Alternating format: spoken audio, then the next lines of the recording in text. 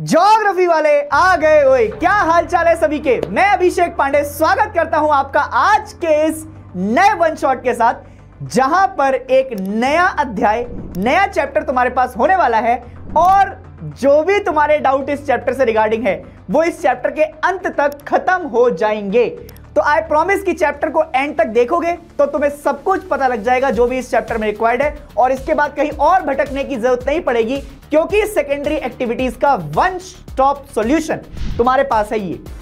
तो इससे पहले जो भी चैप्टर कराए हैं, आई होप कि तुम लगातार साथ साथ पढ़ते भी जा रहे हो और अपने दोस्तों वगैरह को भी आपका शेयर करते रहा करो ताकि वो भी देख ले। और मैं ये भी उम्मीद कर रहा हूं कि तुमने उसके अच्छे अच्छे नोट्स भी बनाए होंगे, और अगर सब कुछ चल रहा है तो कमेंट सेक्शन में जरा थोड़ा सा प्यार बताकर जाया करो कि कैसे लग रहे हैं तुमको लेक्चर्स, कैसी आपका चीजें हैं, क्या हमारे साथ चल रहा है, ताकि मुझे थोड़ा थोड़ा पता लगता रहा करे कि हम कहां तक पहुंच चुके हैं। अब बिना टाइम वेस्ट किए, बिना एकदम देरी के हम शुरू कर रहे हैं आज का ये चैप्टर, जिसका नाम है सेकेंडरी एक्टिविटीज। बट उससे पहले मैं कमेंट सेक्शन में तुमसे एक चीज चाहता हूं कि ज्योग्राफी इज लव गाइस, ताकि हम क्लास को और ज्यादा मोटिवेशन तरीके से आगे बढ़ा सके। चलो तो सर, सबसे पहले बात आती है सेकेंडरी एक्टिविटीज की। आपने इससे पहले प्राइमरी एक्टिविटीज पढ़ाया। प्राइमरी एक्टिविटीज में आपने पढ़ाया कि जितने भी ऐसी चीजें जो कि हमारे एग्रीकल्चर के साथ एसोसिएट होती हैं और जो एग्रीकल्चर से जुड़ी हुई होती है या उनके एलाइड सेक्टर होते हैं। एग्जांपल दे दो। एग्रीकल्चर ही खुद का एग्जांपल है, उसके बाद डेयरी फार्मिंग एक एग्जांपल है। ये सब किससे एसोसिएटेड है? ये प्राइमरी एक्टिविटीज से एसोसिएटेड थे। किसी भी कंट्री की जो रीढ़ की हड्डी होती है या उसकी आपका एक बैकबोन होती है, वो होती है सेकेंडरी एक्टिविटी, क्योंकि सेकेंडरी एक्टिविटी ज्यादातर मैन्युफैक्चरिंग से रिलेटेड होती है। और जितने भी मैन्युफैक्चरिंग से रिलेटेड आपका चीजें इसमें आएंगी वो यहां पर दिखाई देंगी सेकेंडरी एक्टिविटीज के लिए। इसीलिए मैंने सबसे पहले इंडस्ट्रीज लगा दी है, क्योंकि मैन्युफैक्चरिंग तो यहीं से होगी। अब सेकेंडरी एक्टिविटी होती क्या है? ये किसी भी नेचुरल रिसोर्स में वैल्यू ऐड करती है। जैसे जब तुम छोटे होते हो, जब तुम बच्चे होते हो, तो मां तुम्हें हैबिट्स डालती है, पापा तुम्हें सिखाते हैं कि दुनिया से कैसे लड़ना है, तुम्हारे भाई बहन तुम्हें बताते हैं कि किस तरीके से तुम अपने आप को और अच्छा कर सकते हो, तुम्हारे दोस्त तुम में कोई वैल्यू इनकलकेट करते हैं, अच्छी भी हो सकती है, बुरी भी हो सकती है, क्योंकि दोस्त तो आपका दोस्त होते हैं सर। दोस्त तो सर हर तरीके की बात बताते हैं। अब आगे जाकर आपका तुम्हें कोई महिला मित्र मिलती है, वो भी तुम्हारे अंदर कुछ देकर जाती है। टीचर्स होते हैं, वो तुम्हें कुछ देकर जाते हैं। गुरु का दर्जा ही आपका सबसे बढ़िया है। तो ऐसे ही जो सेकेंडरी एक्टिविटी होती है वो किसी भी नेचुरल रिसोर्सेज में एक वैल्यू ऐड करती है, उसको कन्वर्ट करती है, ताकि वो आगे जाकर क्या कर सके, आगे जाकर उससे हम बेच सकें या फिर आपका वो कहीं पर यूज किया जा सके। तो कोई भी रॉ मटेरियल होगा उसमें वैल्यू ऐड करने का काम, उसको वैल्यूएबल प्रोडक्ट में बनाने का काम सेकेंडरी एक्टिविटी करती है। और ये सारे कंसर्न होते हैं मैन्युफैक्चरिंग से रिलेटेड। इसमें कंस्ट्रक्शन होते हैं बहुत ज्यादा, और उस कंस्ट्रक्शन और आपका बेसिकली मैन्युफैक्चरिंग से इंफ्रास्ट्रक्चर डेवलप्ड होता है। Cotton in the ball has limited use but after it is transformed into yarn becomes more valuable। अब ऐसे ही तुम्हें एक बढ़िया से एग्जांपल देता हूं मैं। मान लो कि ये एक धागा है, एग्जांपल के तौर पर मान लो ये एक धागा है। जब तक ये धागा था तब तक तो बढ़िया था, पर अगर ये राखी में कन्वर्ट हो गया है तो ये राखी में कन्वर्ट होने के बाद क्या बन गया? वैल्यूएबल बन गया, क्योंकि इसमें इमोशनल जुड़े हुए हैं। और जैसे इसमें इमोशन जुड़े, इमोशन जुड़ने के बाद अब क्या हो गया? अब ये अटैचमेंट हो गई, अभी वैल्यूएबल हो गई है मेरे लिए। ठीक है, तो ये क्या हुआ? Iron ore can not be use directly from the mines but after being converted into steel. अब उनका कितना ज्यादा इस्तेमाल हो गया, ये हमें आपका समझ में आया। अब मैन्युफैक्चरिंग एक्टिविटी क्या होती है? तो manufacturing involves a full array of production from handicraft. अब देखो, मैं तुम्हें मैन्युफैक्चरिंग बहुत छोटी सी चीज में समझाता हूं। देखो, मैन्युफैक्चरिंग को जब तुम समझते हो तो तुम्हारे पास जैसे प्लास्टिक है, एक प्लास्टिक हमने ली कहीं से, कोई हैंडीक्राफ्ट का रॉ मटेरियल है हमारे पास। जब हम उसको शेप देते हैं प्रॉपर्ली, उसकी शेप को हम धीरे धीरे कर कर एक ऐसी चीज में कन्वर्ट करते हैं जिससे हमें प्यार होता है। सर कोई एग्जांपल दे सकते हो? शिनचैन, डोरेमोन, की चेन बन जाती है चीजें, छोटी छोटी चीजों से प्लास्टिक कन्वर्ट हो जाता है आपका बहुत सारी चीजों में। तो जब वो प्लास्टिक कन्वर्ट होकर आता है तो उससे क्या होता है? उसकी फिर धीरे धीरे कर कर हम असेंबलिंग करते हैं, उसको इकट्ठा कर कर आपका पैकेट्स में रोल करते हैं, फिर हम उसको मार्केट में जैसे बेचने के लिए भेजते हैं। ये आगे पढ़ेंगे टर्शरी एक्टिविटी में। बट मैन्युफैक्चरिंग ने क्या काम किया? एक जो प्रॉपर्ली रॉ मटेरियल था उसको शेप दे दिया। जैसे कुम्हार होता है ना, कुम्हार क्या करता है? एक खाली घड़े को, कोई खाली मिट्टी को चिकनी मिट्टी से आपका पूरा एक शेप देता है, मटके बनाता है। हम भी जब छोटे होते हैं तो हमारी आपका शेपिंग होती है। ऐसे ही जो प्लास्टिक होते हैं उससे आपका जब फाइनल प्रोडक्ट्स की तरफ जाते हैं तो वो मैन्युफैक्चरिंग में दिखाई देते हैं।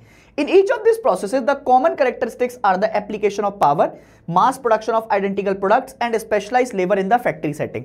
अब इसमें देखो किस किस चीज की जरूरत होती है। एक तो सबसे पहले लेबर की जरूरत पड़ेगी। मास प्रोडक्शन क्यों? क्योंकि अब देखो मान लो कोई एक टॉय तो तुम बनाओगे नहीं, इतनी बड़ी फैक्ट्री में जब पानी आपका घूमेगा या फिर आपका कोई ऐसे काम चलेगा तो एक तो ऐसा नहीं है कि एक कोई पर्टिकुलर चीज बनाई और उसको छोड़ दिया, ना ना ना ना, बढ़िया मल्टीपल लेवल पर, बड़े लेवल पर आपका काम करोगे। हाँ करेंगे सर। अब जब ये सारा काम तुम करोगे तो मैन्युफैक्चरिंग में be done in the modern power by the machinery and still may be primitive. अब ऐसा हो सकता है कि बहुत सारी चीजें आज भी हम प्रिमिटिव तरीके से करें, प्राचीन तरीके से करते हुए आए, और ऐसा भी हो सकता है कि कई सारी आजकल जो इंडस्ट्रीज हैं वो बड़े बड़े आपका जो है मशीन्स का इस्तेमाल कर सकती हैं, या फिर एआई टेक्नोलॉजी आ गई है उसका भी इस्तेमाल कर सकती है, उससे भी मैन्युफैक्चरिंग की जा सकती है। बट आज भी ज्यादातर जो बेसिकली हमारे पास चीजें हैं वो पुरानी प्राचीन सभ्यता के ऊपर चलती हुई जा रही हैं। एंड अब इसमें आता है most of the third world countries still manufacture in the literal sense of the term. अब थर्ड वर्ल्ड कंट्रीज कौन सी होती हैं? थर्ड वर्ल्ड कंट्रीज एक्चुअली में डेवलपिंग कंट्रीज की बात हो रही है। डेवलपिंग कंट्रीज में आपकी अफ्रीकन कंट्रीज भी आ सकती हैं, इंडिया भी आ सकता है हमारा, समझ रहे हैं आप मेरी बात? ये वो कंट्रीज हैं जो आज भी अपने बेसिक चीजों का इस्तेमाल कर कर बहुत ज्यादा प्रोडक्शन कर रहे हैं या फिर आपका प्रोडक्शन में इन्वॉल्व होते हुए जा रहे हैं। तो ये प्रोडक्शन धीरे धीरे कर चलता जा रहा है। इस प्रोडक्शन में जब आप चीजें देखेंगे तो इस प्रोडक्शन से ही आपका आगे की तरफ जा रही है चीजें। उसके बाद it is difficult to present a full picture of the manufacturing in this country. More emphasise is given to the kind of industrial activity which involves less complicated system of production. अब इसमें बहुत ज्यादा ऐसा लोग दिमाग नहीं लगाते हैं इन कंट्रीज में कि हम एआई का इस्तेमाल कर लें, हम इसका इस्तेमाल कर लें, ना, बिल्कुल बेसिक टर्म से आपका चलेंगे, बेसिक टर्म से शुरुआत होगी और उसी बेसिक टर्म से आपका बेसिकली प्रोडक्शन में जाते हैं और प्रोडक्शन से फिर क्या करते हैं, धीरे धीरे चीजों को इवॉल्व करते हुए जाते हैं। उसी इवोल्यूशन से क्या होगा, फिर धीरे से आपका जो है बेसिकली मैन पावर इसमें इस्तेमाल करते हैं, प्रोडक्शन होता है और फिर धीरे धीरे कर मैन्युफैक्चरिंग इन्वॉल्व होती जाती है। अब इसी में सबसे पहले आते हैं characteristics of modern large scale manufacturing, जो कि आज के समय पर हम देखते हैं। अब उसमें क्या क्या कैरेक्टरिस्टिक्स है सबसे पहले देखना, तुम्हारी एनसीईआरटी के हिसाब से मैकेनाइजेशन, टेक्नोलॉजिकल इनोवेशन, ये सब क्या है, ये कैरेक्टरिस्टिक्स है। बट उससे पहले क्या समझो कि अगर किसी भी मैन्युफैक्चरिंग चीज को आज तुम्हें मैन्युफैक्चर करना है तो उसमें तुम्हें अब धीरे धीरे कर स्किल्स की रिक्वायरमेंट है, स्किल्स मेथड की रिक्वायरमेंट है, प्रोडक्शन की रिक्वायरमेंट है। मास प्रोडक्शन इन्वॉल्व होता है, production of large quantities of standardise parts by each worker performing only one task repeatedly, thereby reducing the cost of production. अब क्या होता है, मान लो मुझे इतना बड़ा आपका जो है बेसिकली प्लास्टिक का डंप दे दिया गया, उसे मैंने आपका फैक्ट्री में आपका काम करना शुरू किया। मेरी एक फैक्ट्री है, तुम्हें पता है फैक्ट्री, पता है ना तुम्हें मेरी कौन सी है? नहीं पता? एटीएल, अभिषेक टॉयज लिमिटेड। हाँ अबे फैक्ट्री चलाता हूं मैं, आपका अलग टाइम पे हल्के में ले रहे हो क्या? हाँ अंडरवर्ल्ड में जिगर, नहीं अरे ठीक है, गाना चल जाएगा क्या पीछे बैकग्राउंड में? तो वो फैक्ट्री चलती है एटीएल। एटीएल का क्या फुल फॉर्म है सर? अभिषेक टॉयज लिमिटेड। तो अब क्या होता है, उसमें मैंने इतना सारा आपका जो है बेसिकली क्या किया, सामान इकट्ठा किया और सामान इकट्ठा करके आपका जो है भाई साहब दे दिया एक बंदे को। अब वो क्या कर रहा है, एक ही चीज को बार बार बनाया जा रहा है, बार बार बनाया जा रहा है, तो उससे क्या हो रहा है, मास प्रोडक्शन बनता जा रहा है। और मास प्रोडक्शन बनने के साथ साथ क्या हो रहा है, धीरे धीरे कर जो अब उसकी कॉस्ट है और जो बाकी चीजें हैं, जब मास प्रोडक्शन पर आपकी चीजें बन रही हैं तो उसकी कॉस्ट रिड्यूस हो जाएगी। देखो अगर कोई चीज कम है और लोग खरीदने वाले ज्यादा हैं तो उसकी कॉस्ट बढ़ जाएगी। अगर डिमांड बहुत ज्यादा है और प्रोडक्शन उससे भी ज्यादा है, चीजें ज्यादा है और डिमांड है इतनी और चीजें हैं इतनी, तो ऑब्वियस सी बात है वो क्या कर देगी, वो कॉस्ट को रिड्यूस कर देगी। अब इसमें सबसे पहले क्या क्या चीजें इस्तेमाल होती हैं जिससे कॉस्ट कटिंग और चाहती है कोई भी कंपनी, कोई भी आपका फैक्ट्री ये चाहती है कि हमारा थोड़ा सा कॉस्ट कटिंग और हो जाए। तो सबसे पहले आता है मैकेनाइजेशन। इससे क्या होता है, जो गैजेट्स हैं, जो ऑटोमेशन पे आपका चीजें आजकल चल रही हैं कि एक कमांड दी, एक मैंने कंप्यूटर पे कमांड दी, अब वो बार बार उसी चीज को बनाई जा रही है, तो ये क्या होता है, ऑटोमेशन जिसमें इंसान के दिमाग का कोई इस्तेमाल नहीं होता है, उसमें जो भी दिमाग इस्तेमाल कर रहा है वो कंप्यूटर इस्तेमाल कर रहा है, एआई इस्तेमाल कर रहा है। उसको कमांड दे दी मैंने एक बार, अब वो बार बार उसी चीज का आपका प्रोडक्शन करे जा रहा है, and is the advance form of mechanisation. उसके बाद आता है टेक्नोलॉजिकल इनोवेशन। अब हम टेक्नोलॉजी, ऐसा था एक समय था जहां पर हम टेक्नोलॉजी को बिल्कुल बेसिक लेवल पर इस्तेमाल करते थे, फिर धीरे धीरे कर वो और इनोवेट होती गई थ्रू रिसर्च एंड डेवलपमेंट। अब R&D एक ऐसा फील्ड होता है जो कि किसी भी जगह पर हमें यह बताता है कि जब हम धीरे धीरे कर R&D करते हैं तो हम उस चीज को इंप्रोवाइज करते हैं, इंप्रूव करते हैं। तो धीरे धीरे कर कोई भी चीज जब आपका इंप्रूव होती हुई जाती है तो वो उसके लिए बहुत सारी आपका दिमाग लगते हैं, बड़े आपका एकदम से टैकल करने के लिए अलग अलग हमें मैनेजर, बाकी आपका सीधे हाई लेवल पे पोजीशन चाहिए होती हैं, वो स्ट्रेटेजी बनाते हैं, फिर उसकी क्वालिटी को इंप्रूव किया जाता है, कंट्रोल किया जाता है, और जो उसमें से वेस्ट है या फिर आपका जो बाकी खराब चीजें हैं उसको समय समय पर एलिमिनेट करते रहते हैं, और फिर एफिशिएंसी जो कि पॉल्यूशन वगैरह से कॉम्बैट करने के लिए हमारे काम में आती है। अब एनसीईआरटी में एक manufacturing industry and manufacturing industry के बारे में आपका ऐसा कुछ एक टेबल दे रखा है। ये डायरेक्ट एज इट इज में लेकर आया हूं, क्यों? ताकि तुम्हें पता रहे कि कहां पर अपन देख रहे हैं, कैसी चीजें आपको दिखाई दे रही हैं। अब जरा ध्यान सुनिएगा, अगर मैं तुम्हें आपका लेकर जाऊं तो ये मैन्युफैक्चरिंग है, इस मैन्युफैक्चरिंग को अच्छे से समझिएगा। Manufacturing literally means make by hand. Make by hand का क्या मतलब हुआ? मेक बाय हैंड का मतलब होता है कि कोई भी ऐसी चीज की मैन्युफैक्चरिंग में ज्यादातर आज भी हम जो इस्तेमाल करते हैं ना, उसमें यह पता लगता है हमें आज भी यह पता लगता है कि जो भी चीज हम प्रोडक्शन कर रहे हैं वो हाथ से बनी हुई है। हाथ से बनी हुई कोई भी चीज को मैन्युफैक्चरिंग कह दिया गया, means to make by hand. जैसे बचपन में हमारी मम्मी हमें क्या करती थी, दादी, नानी, मम्मी, ये हमें क्या दिखाती थी? ये हमें दिखाती थी स्वेटर बन के दिखाती थी, स्वेटर पहनाती थी। मेरी मम्मी तो आपका मुझे स्वेटर्स पहनाती थी बनाकर, और स्वेटर के साथ साथ आपका जो है बाकी कभी कभी कपड़े भी बना के पिलाती थी, जुराबे, मौजे सब घर में आपका मम्मियाँ बनाती थी। आजकल तो लोग आपका बाहर जाने लग गए ना, तो थोड़ा सा आपका जो है वैल्यूज और ये फिर स्किल्स वगैरह खत्म हो गई हैं, क्योंकि अब पैसे की ज़्यादा ज़रूरत है, जो इमोशंस हैं वो कहीं पीछे रह गए है ना। तो उससे क्या होता है, however now it includes goods made by the machine. It is essentially a process which involves transforming raw material into finished goods. अब पहले हाथों में जो जादू था वो मशीनों में हो गया है। मशीनों से आपका जो है चीजें, देखो हाथों में जो बनी हुई चीजें होती थी ना, जो हाथ से बनाकर पहनाते थे हमारी मम्मी, दादी, नानी, वो एक ऐसी चीज थी जो अमर रहती थी। आज भी तुम्हारे घरों में वो खराब नहीं होती है कभी, इतनी बढ़िया लेवल पे बनती थी। ओसवाल एक कंपनी आती थी, उससे ऊन मिलता था, और भाई क्या बन के उससे तैयार करती थी हमारी मम्मी। हमें लोग रास्ते से निकल के जाते थे ना, रोक रोक के पूछते थे, ए इधर रुक, ये कैसा, इसमें कौन सा फंदा डाला था मम्मी ने, कौन सी चीज डाली थी, कौन से ऐसे इमोशन डाले थे। पर किसी को क्या पता उसके हाथों में जादू था। आज तो कोई भी चीज, अब ये टी शर्ट है बनी हुई, मिट जाएगा कुछ दिनों में, फट भी जाएगी समय के साथ, पर लोगों को ये कहां पता है कि ये चीजें आपका जो है बेसिकली अब मशीन्स ने आपका ले ली हैं, और मशीन का इस्तेमाल कर कर हम कैसे हायर वैल्यूज को लेकर जा रहे हैं, और ये हायर वैल्यूज फॉर सेल में लग गई है लोकल डिस्टेंट मार्केट में। Conceptually an industry is geographically located manufacturing unit maintaining book of account and record under a management system. अब कंसेप्चुअली हम ये कह देते हैं कि कोई भी इंडस्ट्री जो लगाई गई है उसके पीछे लगाने के बहुत सारी ज्योग्राफिकल रिसर्च होगी। क्यों ज्योग्राफिकल रिसर्च? इसलिए होती है क्योंकि हम ज्योग्राफी को देखकर ही कोई इंडस्ट्री लगाते हैं। अब मैं किसी जम्मू कश्मीर के इलाके में जाकर इंडस्ट्री लगा दूंगा तो दो घूंसे पड़ेंगे। क्यों? एक तो टेररिज्म बहुत है, अब तो धीरे धीरे करके कॉम्बैट भी कर लिया है, बट वहां पर पॉल्यूशन नहीं कर सकते आप उतना जाकर, तो इंडस्ट्रीज वहां पर लगाएंगे कैसे? और फिर वहां पर जाकर आपका इंडस्ट्री लगाएगा कौन? तो और दूसरी बात, क्या वहां पर मिनरल्स हैं उस लेवल के जो हमें चाहिए? क्या आयरन उस लेवल का है? क्या हमारे पास कोयला है वहां पर? क्या हमारे पास बाकी मिनरल्स हैं? सवाल है नो। जब ये सारी चीजें हैं ही नहीं तो फिर इसका मतलब तो ये हुआ कि वहां पर फैक्ट्री लगाई जाएगी जहां पर मिनरल्स मिलेंगे, कोयला मिलेगा, आयरन मिलेगा। बात तो सही है। तो इसलिए ज्योग्राफिकली हम किसी भी चीज को आपका देखकर वहां पर फैक्ट्री सेटअप करते हैं, और उस फैक्ट्री के सेटअप होने के बाद क्या किया जाता है, उन्हीं फैक्ट्री के मैनेजमेंट देखता है, अकाउंट्स बुक्स में आपका लगाने के बाद ये फैक्ट्री बन जाती है। As a term industry is comprehensive, it is also used as synonymous with manufacturing. When one uses terms like steel industry and chemical industry, one thinks of factories and processes. जब तुम्हारे दिमाग में iron industry आती है, steel industry आती है, तो तुम्हारे दिमाग में क्या चल रहा होता है? सर दिमाग में तो मैन्युफैक्चरिंग ही चल रही होती है अल्टीमेटली। अब वो मैन्युफैक्चरिंग जो चल रही होती है, वो मैन्युफैक्चरिंग से आपका क्या होता है? मैन्युफैक्चरिंग से दिमाग चल रहा होता है, अच्छा ऐसा है, ऐसा है, ऐसा है, ये चल रहा है, ये चल रहा है, हाँ ठीक है सर, आ गया समझ में, ये तो आया सर समझ में।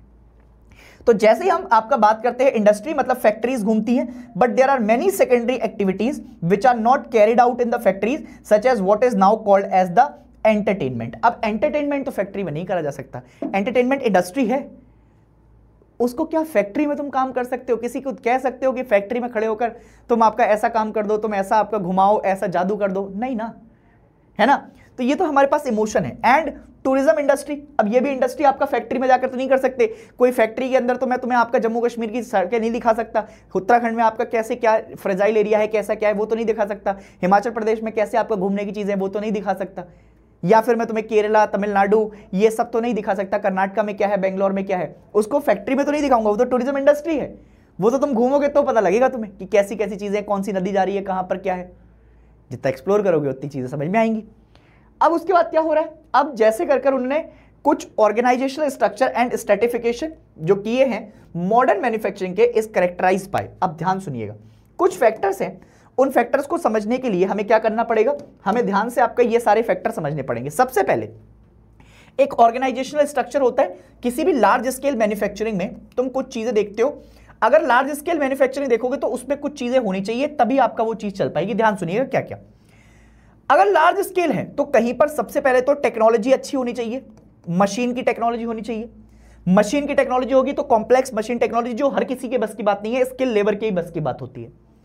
Extreme specialisation and division of labour, अभी बोलकर हटाऊं कि स्किल लेबर होनी चाहिए, ऐसी हाई रिसर्च वाले लोग, हाई आपका जो है डिग्री वाले लोग जो कि इसमें आपका इस्तेमाल किए जा सकते हैं, और फिर वो क्या करेंगे, प्रोड्यूस करेंगे गुड्स, क्योंकि उसमें एफर्ट्स कम लगेंगे और उनकी कॉस्ट क्या होगी, कट होगी। तो किसी भी कंपनी को यही तो चाहिए कि कम एफर्ट्स में, अब मैं 10 लोगों को लेबर में लगा रहा हूं और सबको 10-10 हजार रुपए दे रहा हूं, और एक इंसान की आपका रिसर्च है जो कंप्यूटर से ये काम कर सकता है, उसको 50 हजार रुपए दे रहा हूं, तो 50 हजार रुपए बच गए ना, है ना। एंड वास्ट कैपिटल, क्योंकि पैसा जिसके पास है वही इंडस्ट्री लगाएगा। लार्ज ऑर्गेनाइजेशन, अब इससे तुम्हें क्या समझ में आता है, हमारे बचपन में कहते थे ना, आपका जो है दादा परदादा, तेरे बाप की फैक्ट्री है क्या जो तू आपको पढ़ता नहीं है, तो वो यही है कि फैक्ट्री, बड़ी फैक्ट्री लगाने के लिए पैसा चाहिए होगा। एग्जीक्यूटिव ब्यूरोक्रेसी, ब्यूरोक्रेसी में आपका जो है बेसिकली इन्वॉल्वमेंट होना चाहिए, क्योंकि वही तो आपका आगे जाकर इंप्लीमेंटेशन करवाएंगे चीजों का। ऐसे ही अब अनइवन ज्योग्राफिकल डिस्ट्रीब्यूशन आता है, तो लार्ज स्केल मैन्युफैक्चरिंग में जब तुम जाओगे तो अनइवन ज्योग्राफिकल डिस्ट्रीब्यूशन की तरफ जब तुम जाते हो तो ये एक फैक्टर है। उसमें major concentration of modern manufacturing have flourished in few number of places, these cover less than 10% of the world's land area. अब ध्यान से देखना क्या बोला है उसने, उसने बोला है जो मैन्युफैक्चरिंग वाला है, जो धीरे धीरे कर जहां पर फ्लरिश हुआ है, जो इलाके आपका धीरे धीरे कर बहुत अच्छे हैं, जिनको हम आज जानते हैं, वो ऐसा नहीं है कि सब इलाके में है, मात्र 10% of total world's land area में है। And these nation have become the centre of economic and political power, क्योंकि अब सबको कहां से पैसा चाहिए, तो इंडस्ट्रीज क्या है, इंडस्ट्रीज किसी भी देश की आपका क्या होती हैं, नींव रखती हैं। तुमने देखा इंडस्ट्रियलाइजेशन क्या करता है, इंडस्ट्रियलाइजेशन धीरे धीरे करके नींव रखता है, तो उस नींव के लिए क्या बन जाता है, वहां पर इकोनॉमिकली जिनके पास पैसा होता है, जिनके पास आपका बेसिकली अलग अलग थ्योरीज होती है, वो सब उसमें आते हैं, और फिर पॉलिटिकल पावर्स भी आपका उसमें इन्वॉल्व होती जाती हैं। However, in terms of the total area covered, manufacturing sites are much less conspicuous and concentrated on much smaller area in that of agriculture due to greater intensity of processes। अब देखो, अगर जैसे अपन industry वगैरह की बात करेंगे तो industry वगैरह में अपन आपका क्या करते हैं, इंडस्ट्री वगैरह में अगर अपन देखते हैं तो उनका एरिया आज भी कंपैरेटिवली लैंड एरिया जो है वो छोटा होगा किसी भी एग्रीकल्चर लैंड एरिया से। क्यों सर, ऐसा क्यों होगा? वो ऐसा इसलिए होगा क्योंकि एग्रीकल्चर आज भी बहुत बड़े लेवल पर की जाती है किसी भी कंट्री के अंदर, क्योंकि देश की ज़्यादातर लोग जो कि अनस्किल्ड लेबर है या फिर आपका बेसिकली लेबर्स में है, वो क्या करते हैं, आज भी फार्म्स पे जाते हैं काम करने, आज भी किसी लैंड पर काम करते हैं, तो उसका एरिया कंपैरेटिवली आपका बड़ा ही होता है। अब ध्यान से देखो, for example 2.5 square kilometre of American corn belt usually include about 4 large farms employing 10 to 20 workers. अब इतना बड़ा इलाका है, उसमें मात्र 10 से 20 वर्कर्स हैं जो कि सपोर्ट कर रहे हैं 50 से 100 पर्सन्स को धीरे धीरे कर, but this same area could continue several large integrated factory and employ thousand of worker. अगर ये कहीं डेवलपिंग कंट्री में चली जाए तो इससे बहुत सारे आपका क्या मिल सकता है, लोगों को रोजगार मिल सकता है, बट क्योंकि अमेरिका में है वहां पर आपका बहुत सारी अच्छी टेक्नोलॉजी है, बहुत ज्यादा कैपिटल इन्वेस्टमेंट है, तो फिर लोग कम है, एरिया जबकि आपका ज्यादा है, वो ऐसी इस पे कितनी सारी फैक्ट्री लगाकर आपका काम करवा सकते हैं अगर इंडिया जैसी जगह में हो तो। उसके बाद location of industry is very important. Industries maximise profit by reducing cost and therefore industries should be located at a place where lowest production cost is done.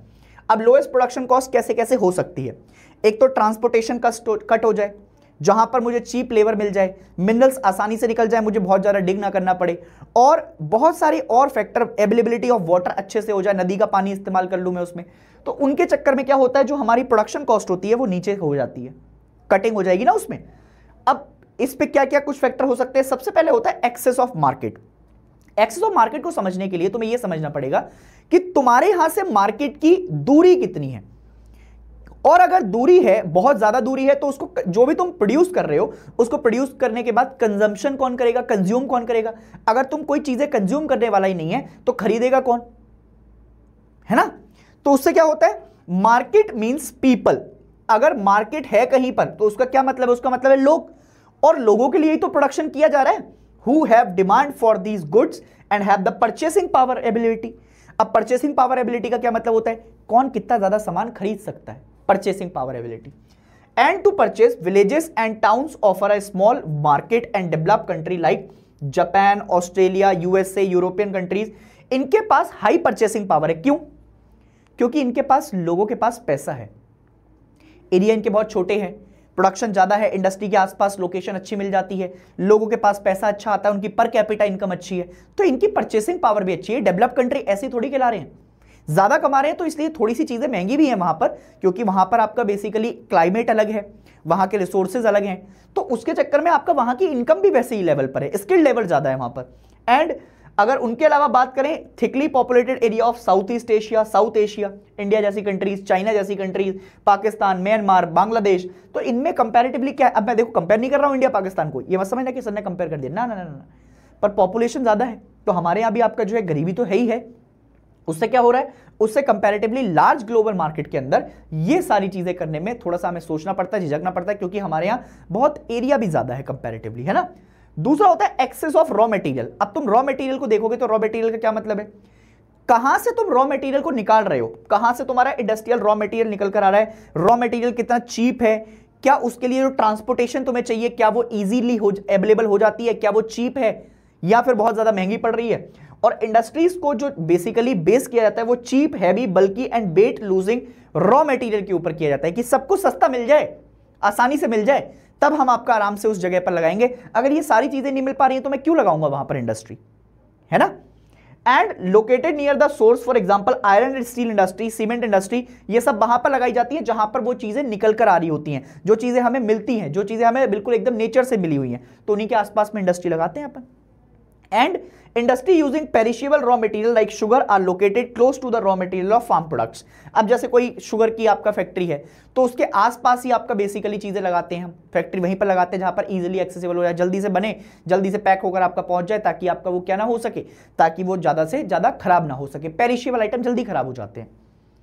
उसके बाद तीसरी जो चीज आती है वो आती है एक्सेस टू पावर सप्लाई। अब पावर सप्लाई के लिए हमें, जैसे आज भी बहुत सारी इंडस्ट्रीज कोयले के ऊपर डिपेंड करती हैं, अब ज्यादातर हम ग्रीन एनर्जी की तरफ जा रहे हैं, बट हम इंडस्ट्रीज में इतने बड़े भी नहीं हो गए कि हम सारी इंडस्ट्रीज को ग्रीन एनर्जी पर चला दें। हम व्हीकल्स में कर रहे हैं, हम पेट्रोल पे आपका कम जा रहे हैं, बट आज भी हम अर्लियर, जैसे पहले कोयले पर इस्तेमाल किया जाता था, मेजर सोर्स ऑफ एनर्जी आज आपका क्या हो गई है, हाइड्रो इलेक्ट्रिसिटी, क्योंकि पानी है, पानी से आपका कन्वर्ट करते हैं और एनर्जी हाइड्रो इलेक्ट्रिसिटी में कन्वर्ट करते हैं। उसके अलावा पेट्रोलियम से चलाते हैं चीजें। ये इंपॉर्टेंट सोर्स है हमारी आज की एनर्जी के, और ज्यादा रिक्वायरमेंट्स कहां से आ रही है, close to the source of, जैसे अब एल्यूमिनियम इंडस्ट्री है, इनसे आपका ज्यादातर चीजें चल जाती हैं। फिर आता है access to labour supply. Labour supply का क्या मतलब हुआ कि जो मैन्युफैक्चरिंग कर रहे हैं, मैन्युफैक्चरिंग करने के लिए हमें स्किल्ड लेबर चाहिए कि सेमी स्किल्ड लेबर चाहिए। फिर लेबर आपका इजीली अवेलेबल है कि नहीं है, क्या लेबर सप्लाई आपका आसानी से हो सकेगी जहां पर हमने फैक्ट्री लगाई है, या फिर लेबर मिलेगी नहीं, तो वो भी एक समस्या है। और इससे मैकेनाइजेशन को आपका ज्यादा इंप्रूव किया जा रहा है अब धीरे धीरे कर, क्योंकि मैकेनाइजेशन इसलिए लेके जा रहा है क्योंकि लेबर आपका मिल रही है नहीं मिल रही है, क्या एक्सेस लेबर है, क्या स्किल लेबर है कि नहीं है, इसलिए ज्यादातर फोकस, तुम बचपन से सुनते हुए आ रहे हो कि हमारे देश में स्किल लेबर की जरूरत है, समझ रहे हो, स्कूलों में यही होता है। ऑटोमेशन पर चीजें ज्यादा जा रही हैं, फ्लेक्सिबिलिटी हो रही है। ऑटोमेशन का क्या मतलब होता है, ऑटोमेशन का मतलब होता है कि धीरे धीरे कर चीजें आपका ज्यादातर मशीन से इस्तेमाल की जाए। फ्लेक्सिबिलिटी का मतलब है फ्लेक्सिबल हो जाए, इंसान के बिना भी काम चल जाना चाहिए। उसके अलावा industrial process have reduced dependency of industrial upon the labour. ज्यादातर अब लेबर के ऊपर आपका डिपेंडेंसी कम हो गई है और बाकी चीजों के ऊपर चलती जा रही है। Access to transportation and communication of facility, तो अगर ज्यादातर ट्रांसपोर्टेशन फास्ट होगा, जल्दी सामान आपका यहां से मार्केट के अंदर पहुंच जाएगा, तो आसानी होगी इंडस्ट्रीज को। और अगर इंडस्ट्रीज को आसानी होगी तो रॉ मटेरियल फैक्ट्रीज मूव आराम से आपका फिनिश प्रोडक्ट्स जब बनाएंगी तो वो ज्यादा जल्दी से आपका पहुंच सकेगा। इसेंशियली डेवलपमेंट के लिए, इंडस्ट्रीज के लिए चीजें आसान है। Improvement in transportation has led to integrated economy and regional specialization of manufacturing. Communication is also an important part of exchange of management and information. अब इसमें एक तो मैनेजमेंट का आपका क्या है, मैनेजमेंट से जैसे इंफॉर्मेशन एक्सचेंज होती है, वो भी एक इंपॉर्टेंट पार्ट है, तो कम्युनिकेशन और इंफॉर्मेशन भी आपका इसी के अंदर जुड़ जाती है। फिर गवर्नमेंट पॉलिसी है, गवर्नमेंट पॉलिसी आपका जो है बेसिकली हमें अडेप्ट करनी पड़ती है कि गवर्नमेंट को टैक्स देना है क्या, गवर्नमेंट ने आपका कैसे कभी टैक्स लगा दिया कि भाई पॉल्यूशन नहीं करना है तुम्हें, कि तुम्हें इंडस्ट्री के अंदर आपका ऐसे ये लिमिट करना है, वो लिमिट करना है, बहुत सारे आपका जो पैरामीटर होते हैं, तो गवर्नमेंट पॉलिसी समय समय पर अडेप्ट करनी पड़ेंगी। उन्हीं अडेप्ट को रीजनल पॉलिसीज के बेसिस पर प्रमोट भी करना पड़ता है, और इकोनॉमिक डेवलपमेंट में भी आपका हमें क्या करना पड़ता है, हमें आपका साथ देना पड़ेगा। उसके बाद access to agglomeration economies and link between industries, इससे क्या बेनिफिट होता है, benefit are termed as agglomeration economies, savings are derived from the linkage between access between different industry. तो अब एक इंडस्ट्री और दूसरी इंडस्ट्री के बीच में जो आपका लिंक होता है, सेविंग्स के पार्ट है, उन्हीं से हम आपका बेसिकली एग्लोमरेशन इकोनॉमीज के लिंक देखते हैं एक इंडस्ट्री से दूसरी इंडस्ट्री के बीच में। अब सवाल आता है फुटलूज इंडस्ट्री क्या होती है। अब ऐसी फुटलूज इंडस्ट्री के बारे में बहुत इंपॉर्टेंट बात उठती है। तो फुटलूज इंडस्ट्री को अगर हम लोकेट करना चाहते हैं तो footloose industry can be located in any area. Footloose industry को ना कभी भी आपका ऐसा नहीं चाहिए होता है कि उसको कोई मतलब पर्टिकुलरली साइट चाहिए होगा या कोई पर्टिकुलर रॉ मटेरियल चाहिए होगा, ना, वो किसी भी जगह पर लगाई जा सकती है। किसी भी रॉ मटेरियल से आपका चलने वाली इंडस्ट्री होती है, तो उसमें किसी भी वाइड वैरायटी ऑफ प्लेसेस की आपका क्या होती है, एक स्पेस होती है, वो कहीं पर भी लगाई जा सकती है। They are not dependent on any specific raw material या फिर weight losing or otherwise, they largely depend on the component part which can be obtained anywhere. ऐसे रॉ मटेरियल जिनको हम कहीं पर भी देख सकते हैं, किसी भी जगह पर आपका मिल सकते हैं, तो उनके बेसिस पर चलेंगे। And they produce in small quantity. अब एक सबसे बड़ी बात है, क्योंकि वो कहीं पर भी, तो उसकी जो क्वांटिटी है वो बहुत ज्यादा छोटी हो जाती है, स्मॉल क्वांटिटी में प्रोड्यूस किए जाते हैं। और अगर वो स्मॉल क्वांटिटी में मतलब बना रहे हैं चीजों को, तो उनको जो बनाने में जो लेबर फोर्स लगेगी, वो लेबर फोर्स भी कैसी होगी, कम होगी कंपैरेटिवली। लेबर फोर्स भी कैसी हो जाएगी, कम हो जाएगी comparatively. These are generally non polluting industries. अब नॉन पॉल्यूटिंग का सबसे बढ़िया एग्जांपल है कि हमारे पास जैसे डायमंड कटिंग हो गया, कहीं पर भी लगा सकते हो आप, है ना। तो ये डायमंड मैंने इसीलिए लगाया है, डायमंड कटिंग वगैरह की बड़ी इंडस्ट्रीज होती हैं, तो इनमें क्या होता है, ज्यादातर पॉल्यूशन वगैरह नहीं होता है। तो अब ये नॉन पॉल्यूटिंग होती है, इससे क्या होता है, इससे जो आज के जमाने की प्रॉपरली रिक्वायरमेंट है कि ज्यादा मतलब बहुत ज्यादा वो ना हो पॉल्यूशन वगैरह, उसको हम बचाएं। And these important factor in their location is accessible by road network. अब इससे ज्यादातर कहीं पर भी धीरे से मैं आपका क्या कर सकूं, रोड से मेरी कनेक्टिविटी होनी चाहिए, रोड कनेक्टिविटी आराम से आपका मेरी मिल जानी चाहिए। अब दूसरा जो बेस है क्लासिफिकेशन ऑफ मैन्युफैक्चरिंग इंडस्ट्री, उसमें इंडस्ट्रीज को साइज के बेसिस पर डिवाइड किया गया है। अब साइज के बेसिस पर the amount of capital invested, number of workers employed and volume of production determine the size of industry. कितनी चीजें बताई उसने, 3। कौन कौन सी चीजें, पहला है कैपिटल इन्वेस्टमेंट। कैपिटल इन्वेस्टमेंट मतलब अगर घर के घर में ही आपका कोई छोटी मोटी इंडस्ट्री लगा ली, कोई छोटा सा पार्ट बना लिया, तो वो कैपिटल इन्वेस्टमेंट कैसा हो गया, छोटा हो गया। अगर नंबर ऑफ वर्कर्स आपका छोटे हैं, कम है, 2-4 लोग अपने घर के घर में ही काम कर ले रहे हैं, तो फिर उसकी इंडस्ट्री आपका छोटी। अगर बड़े हैं, कैपिटल इन्वेस्टमेंट बड़ा है, तो फिर मतलब आपका इंडस्ट्री बड़ी। And volume of production determine the size of industry. अब वॉल्यूम ऑफ प्रोडक्शन मतलब कितना ज्यादा प्रोडक्शन हो रहा है किसी कंपनी के अंदर। इन तीनों चीजों के बेसिस पर आपका हम देखते हैं कि किसी भी चीज की इंडस्ट्री को आपका साइज के बेसिस पर हम डिफाइन करते हैं। एंड अकॉर्डिंगली इंडस्ट्री में बी क्लासिफाइड इनटू हाउसहोल्ड और cottage, small industry and large scale industry. अब कॉटेज इंडस्ट्री में तो मैं समझाऊंगा अभी आगे जाकर। इसमें ज्यादातर जो 1-2 लोग हैं, वो अपने घर के ही लोग कोई भी सामान बनाते हैं, और घर के लोग सामान बनाते हुए आपका क्या करते हैं, अपने फैमिली मेंबर्स को ले लेते हैं और फैमिली मेंबर्स को लेकर उन्हीं से आपका काम करवा लेते हैं। स्मॉल स्केल में थोड़े से लोग आपका एम्प्लॉयड कर लेते हैं, 1-2, जैसे आपका तुमने दुकान पे देखा होगा कि किसी को रख लिया काम के लिए। और लार्ज स्केल तो तुम्हें पता ही है, बड़े लेवल पर आपका जब हम चीजें करते हैं तो वहां से होता है। अब ये जो एक पर्टिकुलरली तुम्हारे पास क्या है, एक क्लासिफिकेशन दे रखा है, इसको बहुत प्यार से और आराम से तसल्ली के साथ समझिएगा, है ना। देखो, जब हम क्लासिफिकेशन ऑफ इंडस्ट्रीज को समझते हैं, तो क्लासिफिकेशन ऑफ इंडस्ट्रीज हमारे पास टोटल 4 बेसिस पर किया गया है। पहला किया गया है साइज के बेसिस पर, दूसरा किया गया है इनपुट और रॉ मटेरियल के बेसिस पर, तीसरा किया गया है आउटपुट और प्रोडक्ट के बेसिस पर, और चौथा किया गया है ओनरशिप के बेसिस पर। बहुत बढ़िया। अब जो साइज के बेसिस पर किया गया है, इसका मतलब है कि कॉटेज और हाउसहोल्ड इंडस्ट्री है हमारे पास साइज के बेसिस पर। अब कॉटेज और हाउसहोल्ड इंडस्ट्री मतलब आर्टिफैक्ट्स, बहुत छोटे छोटे से आपका जो है घर के ही लोग अपन काम कर लेंगे। स्मॉल स्केल को अभी मैं पढ़ाऊंगा। स्मॉल स्केल मतलब थोड़े से और लोग हायर कर लेंगे, 1-2 लोगों से मिलाकर आपका स्मॉल स्केल चल रही है। और लार्ज स्केल मतलब बहुत सारे लोगों से आपका मिलकर बड़ी कंपनी तैयार हो रही है। अब इनपुट या रॉ मटेरियल के बेसिस पर अगर इंडस्ट्रीज को डिफाइन किया जा रहा है, तो उसमें टोटल 4-5 तरीके से डिफाइन किया है। पहला है एग्रो बेस्ड। एग्रो बेस्ड का मतलब होता है ऐसी चीजें, ऐसी इंडस्ट्री जो कि एग्रीकल्चर के बेस पर चलती हैं, एग्रीकल्चर जिस पर रिक्वायर्ड है, जैसे sugar, edible oil, cotton, textile, coffee, T, रबड़ एटसेट्रा। तो ज्यादातर एग्रीकल्चर से आपका इसमें इंप्लॉयमेंट मिलेगा। दूसरी होती है मिनरल बेस्ड। अब मिनरल बेस्ड को दो तरीके से डिफाइन किया गया है, एक होती है मेटेलिक और एक होती है नॉन मेटेलिक। मेटेलिक इंडस्ट्री वो होती है जिसमें मेटल से आपका रिक्वायरमेंट होता है, नॉन मेटेलिक जिसमें मेटल की रिक्वायरमेंट नहीं होती है। मेटेलिक में अगेन दो पार्ट में डिवाइड किया गया है, एक है फेरस मिनरल और एक है non ferrous mineral. Ferrous mineral वो मिनरल्स होते हैं जिसमें आयरन की मात्रा ज्यादा रहती है, और नॉन फेरस वो होते हैं जिसमें आयरन की मात्रा कम रहती है, ना के बराबर रहती है। फेरस के एग्जांपल आयरन और स्टील इंडस्ट्री आप देख सकते हैं। नॉन फेरस में कॉपर, एल्यूमिनियम, ये सारे एग्जांपल आपके मिल जाएंगे। नॉन मेटेलिक इंडस्ट्री कौन सी होती है फिर? नॉन मेटेलिक वो होती है जैसे सीमेंट इंडस्ट्री हो गई, सीमेंट में आपको जो है इधर की ज्यादा जरूरत नहीं होगी। पॉटरी हो गई, पॉटरी वो वाली नहीं, पोएट्री, पोएट्री और पॉटरी में अंतर होता है। फिर आते हैं केमिकल बेस पर। केमिकल बेस मतलब जो केमिकल का इस्तेमाल करती है, पेट्रोलियम हो गया या फिर आपका प्लास्टिक हो गई, सिंथेटिक फाइबर हो गया, इनका इस्तेमाल कर आपका बेस्ड होती है। फॉरेस्ट बेस कौन सी होती है? फॉरेस्ट बेस होती है जिसमें फॉरेस्ट से रिलेटेड चीजें, जैसे टिम्बर हो गया या फिर आपका टर्पेटिन हो गया, पेपर हो गया, ये सारी चीजें फॉरेस्ट के ऊपर डिपेंडेंट है। फिर आते हैं एनिमल बेस पर। अब एनिमल से हमें क्या क्या मिलता है? लेदर मिल जाता है, लेदर से आपका ज्यादातर एनिमल्स की आपका स्किन से हम लेदर बनाते हैं। फिर बुल मिल जाता है, शीप वगैरह से ऊन। फिर आते हैं आउटपुट के बेसिस पर। आउटपुट में सबसे पहले आती है बेसिक इंडस्ट्री। बेसिक इंडस्ट्री को आयरन एंड स्टील इंडस्ट्री के तौर पर भी जानते हैं। ये वो इंडस्ट्री होती है जो कि किसी दूसरी इंडस्ट्री से रॉ मटेरियल लेकर अपना प्रोडक्शन पर ज्यादा ध्यान देती है, अभी आगे पढ़ाऊंगा। उसके बाद कंज्यूमर गुड्स पर आते हैं। कंज्यूमर गुड्स में आपका बिस्किट्स आ सकते हैं, टेक्सटाइल आ सकती है, व्हीकल्स आ सकते हैं। व्हीकल में कार, स्कूटर, साइकिल, ये सब मिल जाएगा। और ओनरशिप के बेसिस पर तीन पार्ट में डिवाइड किया गया है। सबसे पहले है पब्लिक सेक्टर। पब्लिक सेक्टर को समझोगे तो पब्लिक सेक्टर में आपका जो है बेसिकली ज्यादा गवर्नमेंट के हाथ में होता है। प्राइवेट सेक्टर में आपका ज्यादातर चीजें प्राइवेट सेक्टर के हाथ में होती हैं, और ज्वाइंट सेक्टर में आपका दोनों को मिक्स कर दूंगा तो इनसे मिलकर आएगा मेरा ज्वाइंट सेक्टर। पब्लिक और प्राइवेट दोनों का जहां पर हाथ होगा वहां पर ज्वाइंट सेक्टर बन जाएगा।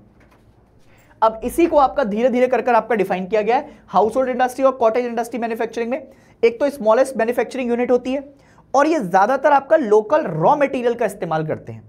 अब ये लोकल रॉ मटेरियल का इस्तेमाल जो कर रहे हैं, इसमें घर के लोगों को ही इस्तेमाल कर हाउस होल्ड चीजें लगाकर, या तो लोकल विलेज के अंदर या मार्केट से आसपास में इनके वाटर सिस्टम भी इस्तेमाल हो जाता है। वाटर सिस्टम कैसे? जैसे मुझे तुम्हें कुछ चाहिए, तुम्हारे पास आपका 2 किलो गेहूं है, मुझे 2 किलो गेहूं चाहिए, और तुम्हें चाहिए 2 किलो चावल, मेरे पास 2 किलो चावल है, तो हमारे बीच में वाटर सिस्टम हो जाएगा। और लोकल मार्केट में आपका आसानी से इसका इस्तेमाल किया जा सकता है। इसमें बहुत ज्यादा तुम्हें ऐसे टूल्स की जरूरत नहीं पड़ेगी, जिससे मशीन्स वगैरह, नॉर्मल टूल्स से आपका जो है ये इस्तेमाल हो सकता है। With the help of their family member, part time labour, इससे आपका चीजें चल सकती हैं। And products include foodstuff, fabric, shoes, pottery, bricks, ये सारी चीजें आपका इसमें इस्तेमाल की जाती हैं। ठीक है सर, अगर इतनी बात समझ में आ गई है तो एक बार जरा यहां तक आपका देख लो। तो अब इतनी बात समझ में अगर आ गई है तो ध्यान से देखो जरा आप, है ना। हाउस होल्ड इंडस्ट्री और कॉटेज मैन्युफैक्चरिंग, अगर हम इसकी बात कर रहे हैं तो जैसे तुम अपने घर में बेसिक आपका कुछ डेली प्रोडक्ट्स पे आप बात करते होगे, जैसे common everyday products produced in this sector of manufacturing include foodstuff, fabrics, mat, container, tool, furniture, shoes, ये सारी चीजें जो आपका प्रोड्यूस की जा रही हैं। जैसे एग्जांपल के तौर पर, चाहे तुम फर्नीचर लेकर आ रहे हो घर के अंदर, चाहे तुम घर में वो मैट, पायदान जिसको बोला जाता है, या फिर तुम कोई कंटेनर लेकर आ रहे हो। कंटेनर से कुछ और दिमाग में नहीं आना चाहिए, बिल्कुल बिल्कुल कोई बुरी ख्याल, बुरी शक्तियों को सबको दूर निकाल दो। हाँ, इसके अलावा जो फूड स्टफ है, फैब्रिक है, ये सब दूर।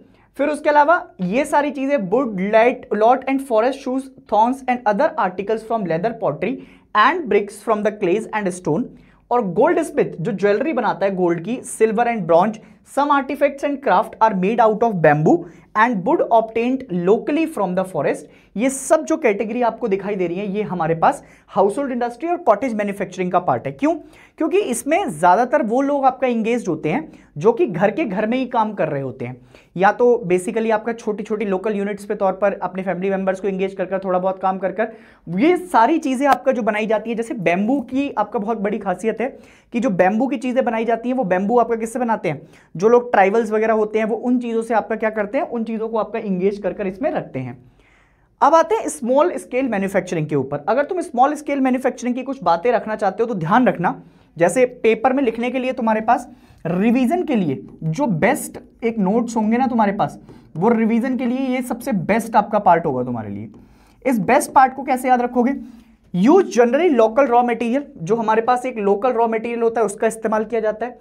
कोई बहुत बड़ी मशीन्स का इस्तेमाल नहीं करा जाता है, जो सिंपल बेसिकली छोटे छोटे टूल्स होते हैं उन्हीं का इस्तेमाल कर कर हम स्मॉल स्केल मैन्युफैक्चरिंग कर लेते हैं।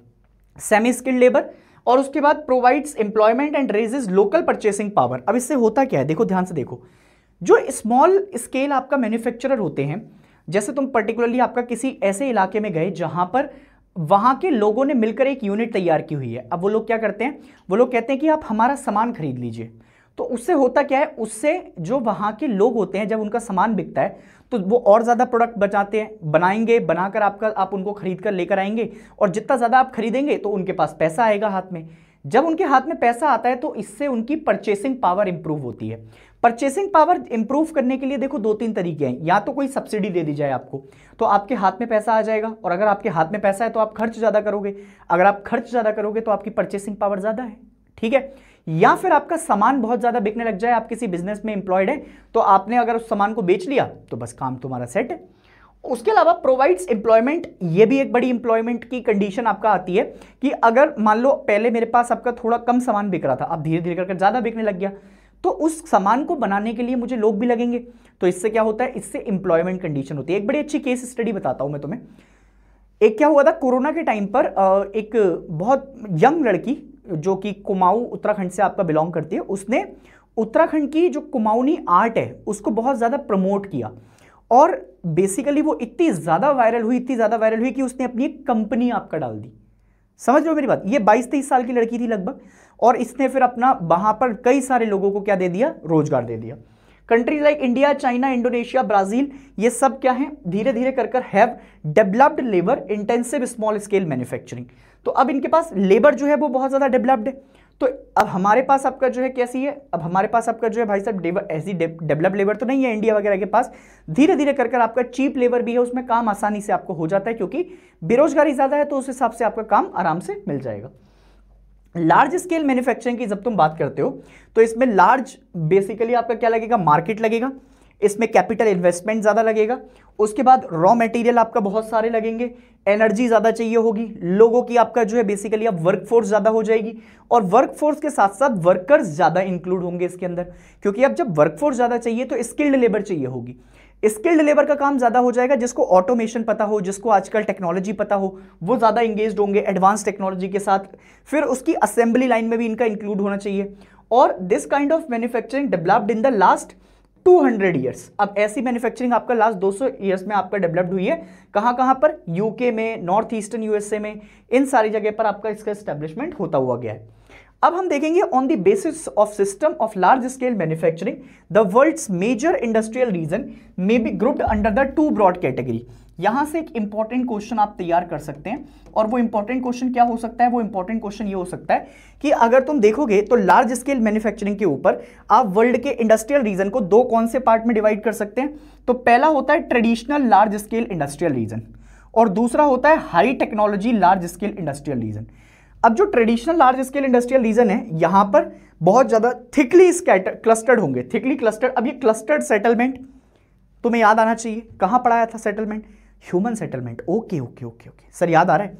तो थिकली क्लस्टर्ड में आप बात करेंगे तो थिकली क्लस्टर्ड क्या हुआ, बहुत ज्यादा कॉम्पैक्ट हो गए। Okay, and few more developed countries. तो अब ये कहां पर दिखाई दे रही है ज्यादातर बातें, डेवलप्ड कंट्रीज की तरफ भी आपका है, बट ज्यादातर हम थिकली क्लस्टर्ड वाले आपका रीजन्स में देख रहे हैं।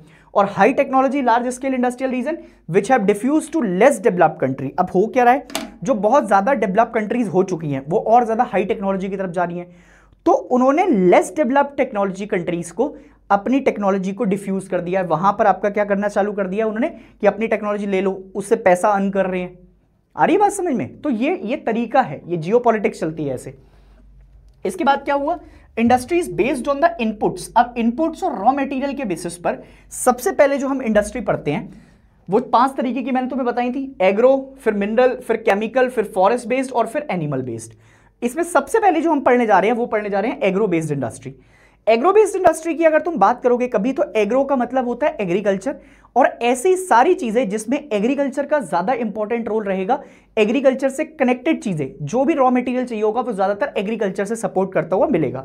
तो जितना भी रॉ मटेरियल आ रहा है आपका, वो सारा रॉ मटेरियल कहां से आ रहा है, फील्ड से या फार्म से, और फिर उसको धीरे धीरे कर फिनिश प्रोडक्ट्स में कन्वर्ट कर रहे हैं। गांव में, अर्बन मार्केट में ये ज्यादा इस्तेमाल होते हैं।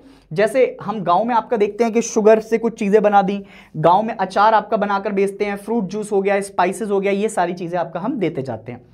फिर food processing, agro processing includes canning, produce creams, fruit processing and confectionery, while some preservation techniques such as drying, fermenting and pickling, ये सारी चीजें आपको कहां पर दिखाई दे रही है? इसी फूड प्रोसेसिंग में आपको दिखाई दे रही है। ये फूड प्रोसेसिंग का आपका होता है, अलग अलग तरीके होते हैं जिससे हम क्या करते हैं, जिससे हम आपका बेसिकली कन्वर्ट करते हैं। जैसे फर्मेंटेशन हो गया, फिर उसके बाद पिकलिंग हो गया, ये सारी चीजें आपका इस्तेमाल करते हो जाते हो तुम प्रोसेसिंग में।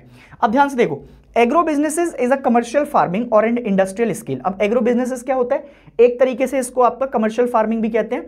सॉरी, एग्रो बिजनेसेस को आपका कमर्शियल फार्मिंग के नाम से जाना नहीं जाता, but is commercial farming on an industrial scale. ठीक है, अब often financed by the businesses whose main interest lie outside the agriculture.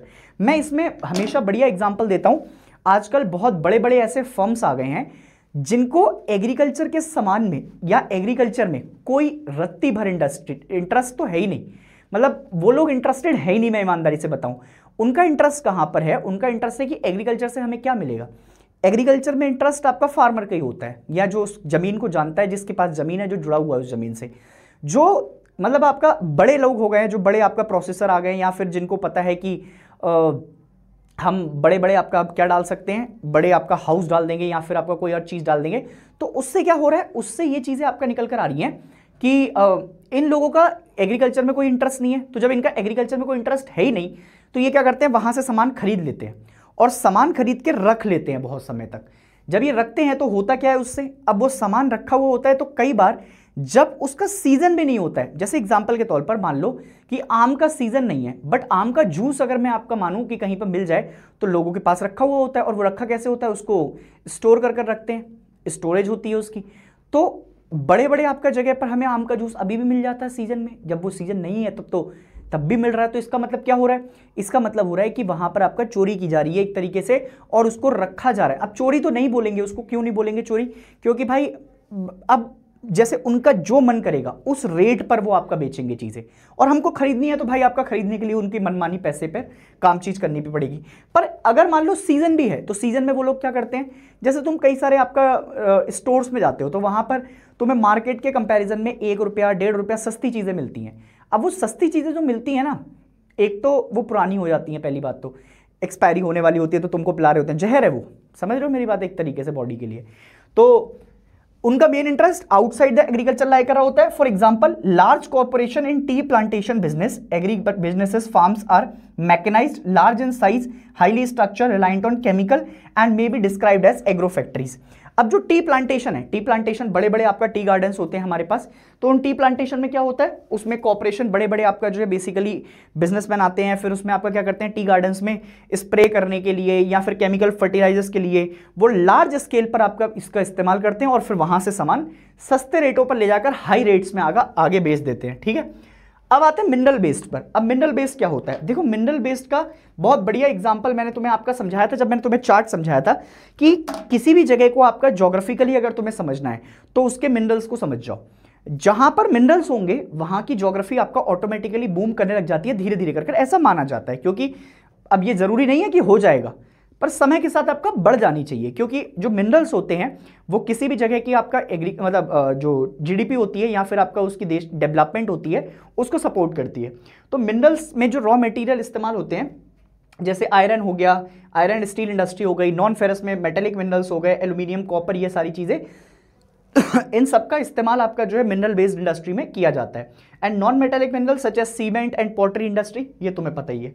ठीक है, इसके बाद केमिकल बेस्ड में क्या होता है, केमिकल बेस्ड में आपका आप बात करते हैं मिनरल्स, जैसे पेट्रोलियम हो गया या पेट्रोकेमिकल इंडस्ट्रीज हो गई, फिर salt, sulphur and potash industries, natural minerals है ना, या केमिकल इंडस्ट्रीज में जैसे रॉ मटेरियल हो गया obtain from wood and coal. अब देखो वुड एंड कोल कैसे, जो हमारा ये होता है लकड़ी होती है, लकड़ी से फिर धीरे धीरे करके कन्वर्जन होता जाता है कोयले का, कोयला वैसे भी बनता जाता है धीरे धीरे करके, डिकम्पोज्ड मेटल जो हमारे पास मेटल्स होते हैं उनसे आपको कोयला बनता है। तो ये सिंथेटिक फाइबर वगैरह जितनी भी आपका इंडस्ट्रीज हैं जो केमिकल बेस्ड होती हैं, इसमें ज्यादातर पेट्रोलियम या फिर आपका बाकी कोयला, फिर आयरन, फिर इन सब के ऊपर आपका ये चलते जाते हैं। तो इस आयरन तो नहीं आएगा इसमें क्योंकि केमिकल है, वो मिनरल्स में आ जाएगा। ठीक है, तो इस बात को आप समझिएगा। अब आते हैं फॉरेस्ट बेस्ड पर। फॉरेस्ट बेस्ड में आ जाता है टिम्बर आ जाता है, टिम्बर के अलावा वुड, बैम्बू, ग्रास, ये सारी चीजें आपका फॉरेस्ट बेस्ड हो जाती हैं। और एनिमल बेस्ड में ज्यादातर लेदर, बुल, टेक्सटाइल, ये सब आपका एनिमल बेस्ड के ऊपर टिका हुआ होता है।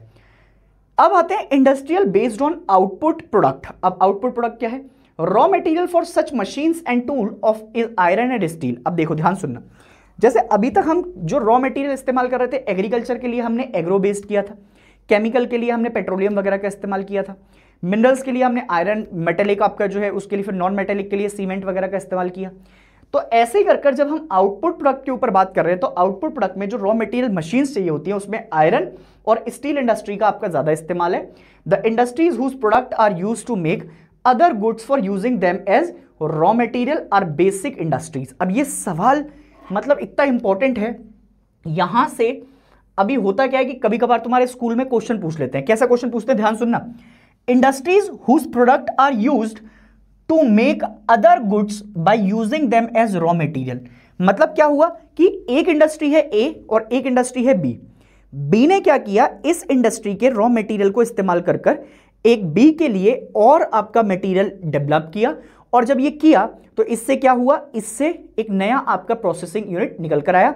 तो ये जो बनकर आया इसी को अपन बेसिक इंडस्ट्री के नाम से कह रहे हैं। तो ऐसी बेसिकली इंडस्ट्रीज जो किसी दूसरी जगह के गुड्स को इस्तेमाल कर रॉ मटेरियल इस्तेमाल कर बेसिक इंडस्ट्री आपका कहलाती है। और ये बेसिक इंडस्ट्री आपका पूछा जा सकता है, कैसे पूछेगा? सीधा क्वेश्चन पूछेगा, industry whose product are used to make other goods by using them as raw material. ठीक है, अदर गुड्स को रॉ मटेरियल की तरह इस्तेमाल कर और फिर नया प्रोडक्ट आपका बनाने के लिए जो इस्तेमाल की जाती है उसको बेसिक इंडस्ट्री कहते हैं। इंपॉर्टेंट है, इंपॉर्टेंट है, इंपॉर्टेंट है। इसको आयरन स्टील इंडस्ट्री के नाम से भी आपका लिखा जाता है। कभी कभी इसको आयरन स्टील कह देंगे या फिर बेसिक इंडस्ट्री कह देंगे। तुम्हारी किताब में दोनों लिखे हुए हैं, तो थोड़ा दिमाग से आपका पढ़ना है इसको। उसके बाद the consumer good industry produce goods which are consumed by consumer directly. अब कंज्यूमर गुड्स इंडस्ट्री कौन सी होती है? ऐसा कोई भी चीज, ऐसी कोई भी आपका बेसिकली गुड्स जो कि कंज्यूमर डायरेक्टली आपका ले रहा है, कहां से? जो भी वहां पर आपका बेचने वाला है, जो भी कंज्यूमर गुड इंडस्ट्री है उससे डायरेक्टली आपका ले रहा है। तो अब एग्जांपल के तौर पर industries producing breads and biscuit या फिर टी हो गई। तो हम क्या कर रहे हैं, हम उनके पास जा रहे हैं, हम डायरेक्टली आपका उनसे बाय कर रहे हैं। ब्रेड मुझे बाय करना है, जो से अब कोई भी आपका फैक्ट्री है जो ब्रेड बना रही है, वहां से आपका डायरेक्ट ले आओ। अमूल है तो अमूल से जाकर तुम डायरेक्टली आपका दूध ले सकते हो। तो ये क्या कर रहे हैं, ये कंज्यूमर के ऊपर हो गया कि हम जो भी आपका चीज है हमारे पास उसको हम डायरेक्टली आपका क्या कर ले रहे हैं, उसको डायरेक्टली आपका इस्तेमाल कर ले रहे हैं। ठीक है, इसके अलावा सोप हो गया, टॉयलेट पेपर्स हो गया, है ना, फिर राइटिंग, टेलीविजन एटसेट्रा, ये सब आपका किसके अंदर आते हैं? इसी के अंदर। एंड कंज्यूमर गुड्स और नॉन बेसिक इंडस्ट्री। अब ये ऊपर वाली कौन सी थी? बेसिक। और ये क्या है? जिसको डायरेक्ट कंज्यूमर यूज कर रहा है। तो डायरेक्टली कंज्यूमर यूज कर रहा है तो ये कौन सी इंडस्ट्री हो जाएंगी? तो ये आ जाती है नॉन बेसिक इंडस्ट्री के पार्ट में। याद रखिएगा इस बात को। अब आते हैं इंडस्ट्रीज बेस्ड ऑन ओनरशिप। अब इसमें ओनरशिप में मैंने तुम्हें 3 चीजें बताई थी, एक पब्लिक सेक्टर, प्राइवेट सेक्टर और ज्वाइंट सेक्टर। पब्लिक सेक्टर में क्या होता है? पब्लिक सेक्टर में ज्यादातर वो चीजें होती हैं जिसमें गवर्नमेंट का होल्ड ज्यादा होता है, जिस चीजों को गवर्नमेंट ज्यादा पकड़ कर रखती है। जैसे एग्जांपल के तौर पर किसी भी देश की आपका जो डिफेंस होती है, अब किसी भी देश की तो नहीं बोल सकते, जैसे भारत के पर्सपेक्टिव से आपका बात करूंगा मैं, तो अगर भारत के पर्सपेक्टिव से बात करोगे तो भारत में जैसे अभी हमारे यहाँ डेमोक्रेसी है, तो जो सेंट्रल गवर्नमेंट होती है, सेंट्रल गवर्नमेंट के हाथ में डिफेंस होती है। उसके अलावा जो आपका वहां पर R&D होता है, रिसर्च एंड डेवलपमेंट, वो भी आपका गवर्नमेंट के हाथ में होती है। तो ये जो चीजें हैं जो कि basically owned by public sector, तो ये किसके द्वारा ओन की जा रही हैं? ये गवर्नमेंट के द्वारा ओन की जा रही हैं। तो ऐसे सेक्टर को क्या कहते हैं? ऐसे सेक्टर को पब्लिक सेक्टर कहा जाता है। अब आते हैं प्राइवेट सेक्टर पर, जिसको पर्टिकुलरली आपका जो है कोई एक बिजनेसमैन होल्ड कर रहा होता है, या फिर आपका पर्टिकुलरली जैसे कोई भी, अब जैसे विराट कोहली जी हैं, तो विराट कोहली का रोगन एक करके आपका ब्रांड है ना, तो रोगन ब्रांड है, तो रोगन ब्रांड आपका क्या करता है? वो ओन करता है, तो उसको क्या है? प्राइवेट सेक्टर कह देंगे। या फिर अब प्राइवेट सेक्टर में आप बड़े बड़े रिलायंस इंडस्ट्रीज हो गई, ये सब किसके एग्जांपल हैं? ये सब प्राइवेट सेक्टर में आ जाते हैं। और ज्वाइंट सेक्टर में क्या होता है? ज्वाइंट सेक्टर जैसे कि आपका जब LPG के टाइम पर हमने बेसिकली अपनाया था, जहां पर हम क्या कर रहे थे, प्राइवेट और पब्लिक दोनों को मिलाकर आपका काम कर रहे थे, तो उसको ज्वाइंट सेक्टर कहते हैं। This is managed by both private and public sector. उसके बाद अपन बात करते हैं traditional large scale industrial reason की। अब traditional large scale industrial reason की बात करें तो ये ज्यादातर हैवी इंडस्ट्री होती है, based on the heavy industry near coal fields. ज्यादातर कहां पर बनाई जाती हैं? कोयले की आपका खदानों के पास देखने को मिलेंगी, और इनको ज्यादातर इंगेज किया जाता है स्मेल्टिंग के लिए। स्मेल्टिंग प्रोसेस होता है, आई गेस तुम्हें ये बात पता होगी। एंड हैवी इंजीनियरिंग और टेक्सटाइल के लिए इसको इस्तेमाल किया जाता है। इसके कैरेक्टरिस्टिक्स तुमसे पूछे जा सकते हैं, मतलब यहां से इंपॉर्टेंट क्वेश्चन 3 नंबर का आपका बनकर आ सकता है। पहले पूछेगा traditional large scale industrial reason बता दो और उसके कैरेक्टरिस्टिक्स बता दो। तो अब क्या होता है, high proportion of employment in manufacturing, सबसे पहले तो आपका एम्प्लॉयमेंट बहुत जनरेट होता है मैन्युफैक्चरिंग के अंदर। दूसरी बात, high density housing with poor services. अब यहां पर जो बेसिकली आपका एम्प्लॉयमेंट तो जनरेट हो रहा है, बट ट्रेडिशन में जैसे अब यहां पर कोल फील्ड्स वगैरह के पास जो इंडस्ट्रीज लगी हुई हैं उसमें सर्विसेज थोड़ी सी आपका पुअर हो जाती हैं। एनवायरमेंट, क्योंकि कोयले वगैरह की फील्ड के आसपास है तो एनवायरमेंट बहुत क्या है, अनअट्रैक्टिव है, मतलब हमें ऐसा नहीं लगता कि यहां पर रहने के लायक है। अनअट्रैक्टिव एनवायरमेंट फॉर एग्जांपल क्यों होता है, देखो पॉल्यूशन भी हो सकता है, वेस्ट मटेरियल होगा, हीप्स होंगे, बदबू आ रही होगी, तो आप यहां पर रह नहीं सकते। समझ गए मेरी बात। एंड प्रॉब्लम्स ऑफ अनएम्प्लॉयमेंट, अब देखो एम्प्लॉयमेंट जनरेट जरूर हो रहा है बट उस लेवल का तो नहीं कर पा रही है कोई एक इंडस्ट्री कि हमने मान लो लाखों लोगों को एम्प्लॉयमेंट दे दिया, तो अनएम्प्लॉयमेंट की भी परेशानी है। एमिग्रेशन और इमिग्रेशन के बीच में मैंने डिफरेंस बताया है, और जो बच्चे अगर एमिग्रेशन इमिग्रेशन को अभी भी नहीं पढ़ पाए हैं तो एक 12th क्लास के इसी चैनल पर मैंने शॉर्ट भी बनाया हुआ है, उसमें एमिग्रेशन और इमिग्रेशन के बीच में डिफरेंस समझाया है, जरा थोड़ा देखना उसको ताकि पता लग पाए। तो emigration and closure of factories, ये बड़ी प्रॉब्लम्स हैं जिसकी वजह से आपका क्या होता है, जिसकी वजह से लार्ज स्केल इंडस्ट्री हमारे रीजन देखने को मिलता है। तो ये कैरेक्टरिस्टिक्स है। अब इसमें सबसे बड़ी जो केस स्टडी दी है, अब मैं तुम्हें एक चीज पहले यहां पर डिस्क्लेमर दे देता हूं। जो न्यू एनसीईआरटी आई है ना कई बच्चों के पास, जो न्यू एनसीईआरटी आई है उस न्यू एनसीईआरटी में हो क्या रहा है, यहां से आगे वाला जो ये रूर कोलफील्ड जर्मनी वगैरह वाला रीजन है ये नहीं दे रखा है। समझ रहे हो मेरी बात, जो अपडेटेड एनसीईआरटी आई है अब, और कई जो पुरानी एनसीईआरटी लेकर बैठे हैं उनकी किताब में है, तो मैं इसीलिए कंप्लीट करा रहा हूं ताकि तुम्हारे अगर हाफ ईयरली वगैरह में ऐसे क्वेश्चन पूछे जाएं तो तुम्हें पता होना चाहिए, और प्री बोर्ड्स में भी तुम्हारे स्कूल टीचर अगर तुम्हारे कुछ मक्कारी करें साथ में तो तुम्हें वो भी पता होगा। बट अगर तुम बोर्ड्स के लिए जा रहे हो तो मेरे हिसाब से आपका ये क्वेश्चन इस बार नहीं आएंगे क्योंकि डिलीटेड हो गई हैं बहुत सारी चीजें। It was one of the major industry region of Europe, but as to cold of demand decline the industry started shrinking. किसी भी चीज की डिमांड गिरेगी तो फिर वो इंडस्ट्री सिकुड़ती चली जाएगी, जब इसकी डिमांड गिरी तो इंडस्ट्री आपका क्या हो गई, सिकुड़ गई। And after iron was exhausted it function based on imported ore. This region is responsible for 80% of Germany's total steel production. एक इंडस्ट्री लगभग 80% आपका क्या कर रही है, प्रोडक्शन को सपोर्ट कर रही है। Changes in the industrial sector have led to decay of some area and there are problems of industrial waste and pollution. अब क्योंकि फैक्ट्री एसोसिएटेड है आपका कोयले से, तो कोयले से एसोसिएटेड होगी तो वहां पर आसपास में आपका हीप भी होगी, फिर उसके अलावा पॉल्यूशन भी होगा, फिर और एनवायरमेंट खराब होगा, तो ये सारी चीजें आपका हमको देखने को मिलेंगी। And future prosperity of Ruhr is based on new industries like the huge Opel car assembly. अब उन्होंने अब जो ये कोल फील्ड वगैरह है इनको खत्म कर कर अब उनका जो फ्यूचर है वो किस चीज पर देख रहे हैं, कार असेंबली पर, कार की जो असेंबलिंग है उस पर आपका टिका हो सकता है। उसके अलावा न्यू केमिकल प्लांट आपका वहां पर लगाए जा सकते हैं, यूनिवर्सिटीज लेकर आ सकते हैं, तो इनके ऊपर अब वो डिपेंडेंट है। पहले ज्यादातर आपका इसके ऊपर डिपेंडेंट था। तो ये रूर कोलफील्ड की एक तरीके से केस स्टडी है कि पहले कितना आपका ज्यादा, एक ही 80% जर्मनी का आपका जो बेसिकली चीजें आ रही हैं वो यहां से आयरन स्टील इंडस्ट्री इससे डिपेंडेंट थी, और अब वो धीरे धीरे कर फ्यूचर में कहां पर आपका शिफ्ट हो गई। तो परिवर्तन ही संसार का नियम है, ये बात आपको समझनी है। और आप जितनी तेजी से इस बात को समझ जाते हैं कि कोई भी चीज है तो उसका चेंज निश्चित है आपकी जिंदगी में, ये बात मान के रखिएगा। अब आते हैं आयरन एंड स्टील इंडस्ट्री पर। Iron and steel industry is also called as basic industry, या अभी बताकर आया हूं मैं तुम्हें थोड़ी देर पहले। Provides raw material industry for such machines tools for further production, ये बात अभी बता दी मैंने। Large scale integrated steel industry is traditionally located close to the sources of raw material, iron और कोल, मैग्नीज, ये बताया है। And mini steel mills are less expensive to build and operate and can be located near markets, है ना, because of abundance of scrap metal which is the main input। उसके बाद अब एक ध्यान से देखिएगा, ये भी नहीं दे रखा है नई एनसीईआरटी के अंदर कि industry is concentrated in the advance countries of north America, Europe and Asia. अब इसमें ना जो ये एग्जांपल दे रखे हैं यहां से पेपर में क्वेश्चन उठ जाते हैं कि यूएसए का जो मोस्ट ऑफ द प्रोडक्शन है, मैन्युफैक्चरिंग है, it comes from the north Appalachian region, जो कि पिटवर्ल्स में देखा जाता है। इसका लोकेशन पूछ सकता है तुमसे मैपिंग में। उसके बाद ग्रेट लेक रीजन, अब देखो ध्यान से देखो, नॉर्थ अमेरिका है, नॉर्थ अमेरिका में आपका जो है पहली कंट्री ऊपर कनाडा, यूएसए और मैक्सिको। इधर वाले रीजन में आप ग्रेट लेक रीजन देख सकते हैं, और फिर उसके बाद Chicago, Gary Erie, Cleveland, Lorain, Buffalo and Duluth, ये सारे आपका रीजन तुम्हें यहां पर दिखाई देंगे ग्रेट लेक रीजन में। और उसके बाद अटलांटिक कोस्ट जिसमें स्पैरोस पॉइंट एंड मॉसिबल, ये आपको दिखाई दे जाएंगे। इनकी लोकेशन आपके पेपर में आ सकती है। In Europe UK, Germany, France, Belgium, Luxembourg and the Netherland and Russia are leading producer. ठीक है, अब इन चीजों में आपका जो है बेसिकली लीडिंग प्रोड्यूसर कौन है इंडस्ट्री वगैरह, तो ये सब आपका कंट्री सारी यूरोप की दिखाई दे रही है। And Russia are the leading producer, ये सारे लीडिंग प्रोड्यूसर हैं। एशिया में इंपॉर्टेंट सेंटर इंक्लूड्स नागासाकी, ये कहां पड़ेगा आप मुझे बताना कमेंट सेक्शन में। हिरोशिमा, नागासाकी, कुछ ऐसी तुमने खबरें सुनी हो तो। एंड टोक्यो, योकोहामा, जब अच्छा चलो दे दिया उसने, नागासाकी, टोक्यो, योकोहामा जापान में हो गया। शंघाई, तिनस्तिन, वुहान, वुहान से कुछ याद आया क्या तुम्हें, कुछ याद आया है क्या? ठीक है, सब चाइना में। एंड जमशेदपुर, कुटीबुरानपुर, दुर्गापुर, रुरकेला, भिलाई, बोकारो, सालेम, विशाखापट्टनम एंड भद्रभाती, ये इंडिया में है। और ये छत्तीसगढ़, झारखंड वगैरह वाली आपका बातें आपको बताई जा रही हैं। अब आते हैं कॉटन टेक्सटाइल इंडस्ट्री की तरफ। कॉटन टेक्सटाइल इंडस्ट्री के पास हमने 3 सब सेक्टर दे रखे हैं, जिसमें पहला सब सेक्टर है आपके पास हैंडलूम सेक्टर।